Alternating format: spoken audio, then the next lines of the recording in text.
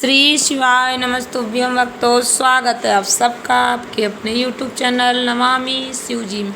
भगवान भोलेनाथ की कृपा हम सब पर सदैव बनी रहे। भक्तों, आज के वीडियो में हम जानेंगे वो कौन सी ऐसी दो सब्जियां हैं जिन्हें सप्ताह में कम से कम एक बार भी यदि हम अपने घर में बनाते हैं तो कभी भी घर में पैसों की कमी नहीं आती है। पूज्य गुरुजी द्वारा बताए गए भोजन के महत्व के बारे में बताएंगे। भक्तों, हम आपको बताएंगे वो कौन सी दो सब्जियां हैं जिन्हें सप्ताह में यदि आप एक बार भी खाते हैं तो आपके घर में पैसों की कोई कमी नहीं होती है। भक्तों, ये महाभारत का प्रसंग है जहाँ भीष्म पितामह अर्जुन से कहते हैं, हे अर्जुन, 4 प्रकार का भोजन बिल्कुल बेकार होता है। पहला, जिस भोजन की थाली को ठोकर लग गई हो वो भोजन नाली में पड़े कीचड़ के समान होता है। दूसरे नंबर का भोजन, जिस भोजन की थाली को कोई लांघ कर चला गया हो वह भोजन गंदगी के समान होता है। तीसरे नंबर का भोजन, जिस भोजन की थाली में बाल निकल आए वह भोजन दरिद्रता देने वाला होता है। और चौथे नंबर का भोजन, हे अर्जुन, यदि पति और पत्नी एक ही थाली में भोजन करते हैं तो वह मदिरा के समान होता है। भीष्म पितामह आगे कहते हैं, हे अर्जुन, यदि पति भोजन करने के बाद पत्नी उसी थाली में भोजन करती है तो वह भोजन चारों धाम के प्रसाद से भी बड़ा महाप्रसाद बन जाता है। यदि पति और पत्नी का नियम एक साथ भोजन करने का है तो आप सबसे हाथ जोड़कर निवेदन है आप एक साथ भोजन करें, किंतु थाली अलग अलग लगानी चाहिए। पति के साथ एक ही थाली में खाना खाना रोज़ मदिरा निगलने के समान हो जाता है। कई लोगों का कहना है यदि एक ही थाली में एक साथ भोजन करते हैं तो आपस में प्रेम बढ़ता है, किंतु भक्तों, शिव महापुराण की कथा में स्पष्ट लिखा है पति और पत्नी को एक ही थाली में भोजन नहीं करना चाहिए। ऐसा करने से उस घर की दशा कभी भी उत्तम नहीं हो सकती है। उस घर के बच्चे कभी भी सद्गुणी नहीं हो सकते। भक्तों, पितामह आगे कहते हैं, सुनो अर्जुन, यदि बेटी कुंवारी है और वह पिता के साथ एक ही थाली में भोजन करती है तो उस पिता की कभी भी अकाल मृत्यु नहीं हो सकती, क्योंकि बेटी यदि कुंवारी है तो वह पिता के काल का हरण कर लेती है। यदि ब्याही के साथ से अधिक शुभ संयोग कुंवारी गाय के गोबर से लीपना, बछिया के गोबर से लीपना अधिक फलदायी होता है, उसी प्रकार कुंवारी कन्या का पिता के साथ भोजन करना अधिक फलदायी होता है। हमारे शास्त्रों में कितना प्रमाण दिया गया है, हर बात साइंटिफिक तरीके से सिद्ध करके बताई गई है, जिसका प्रमाण हमें स्वयं मिल जाता है। कई लोग वीडियो देखकर सोचेंगे ये गुरुजी का बताया हुआ कौन सा उपाय बता दिया, हम तो कई वर्षों से एक साथ भोजन करते आ रहे, अब हमें अलग अलग भोजन करना पड़ेगा। नहीं, हमारे शास्त्रों में जो विधान जो नियम बताए गए हैं वो बिल्कुल सत्य हैं।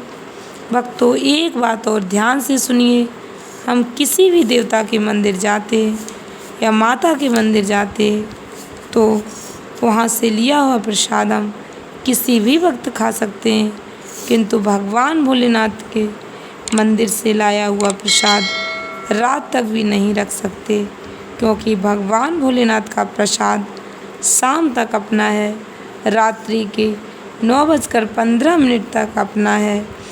भगवान भोलेनाथ ने ब्रह्मा की रचना, घड़ी की रचना, तिथि की रचना, भगवान भोलेनाथ ने 11 पल, 11 तिथि, 11 नक्षत्र, समय, पल सभी की रचना भगवान भोलेनाथ ने की है।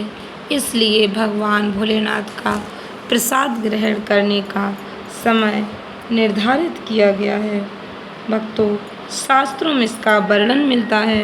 लिंग पुराण, नर्मदा पुराण, शिव महापुराण सभी शास्त्रों में बताया गया।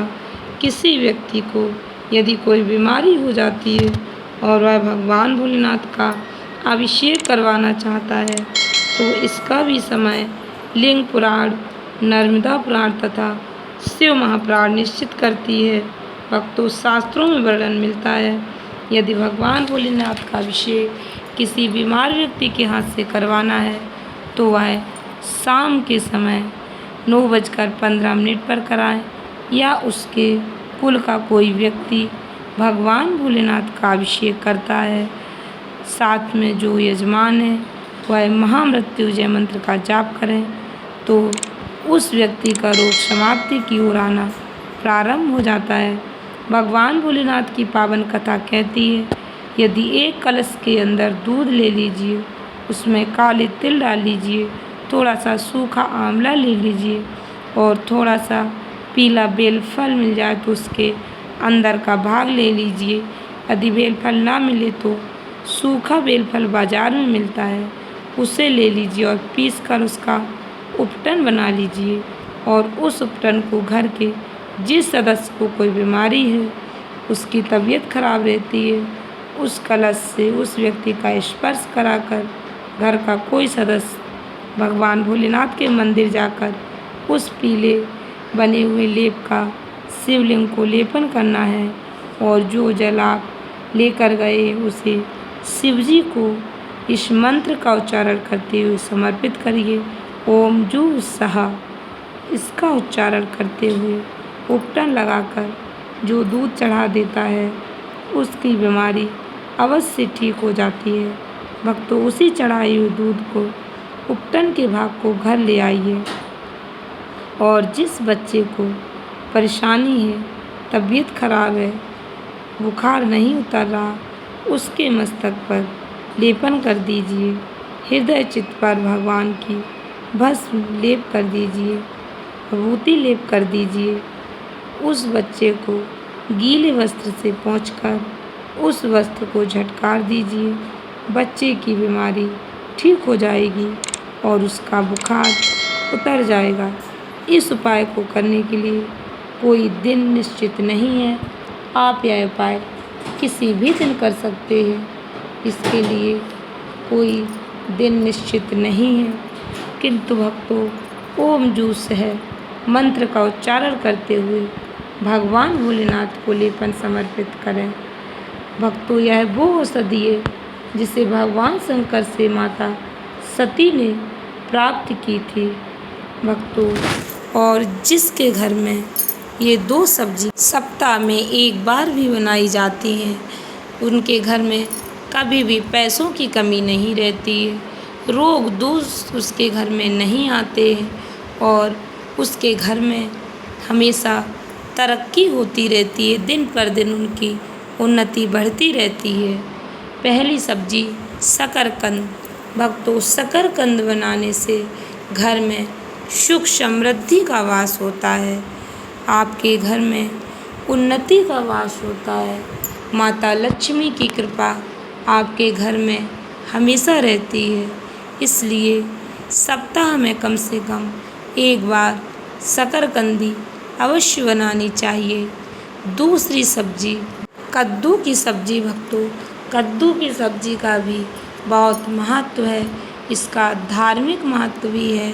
भक्तों, ये सब्जियां सेहत को भी पौष्टिक आहार प्रदान करती हैं, शरीर को पौष्टिक तत्व प्रदान करती हैं, इसलिए घर में इन 2 सब्जियों को सप्ताह में एक बार अवश्य बनाना चाहिए, जिससे आपके घर में उन्नति के रास्ते खुल जाएंगे। जानकारी अच्छी लगी हो तो वीडियो को अधिक से अधिक लोगों को शेयर करें।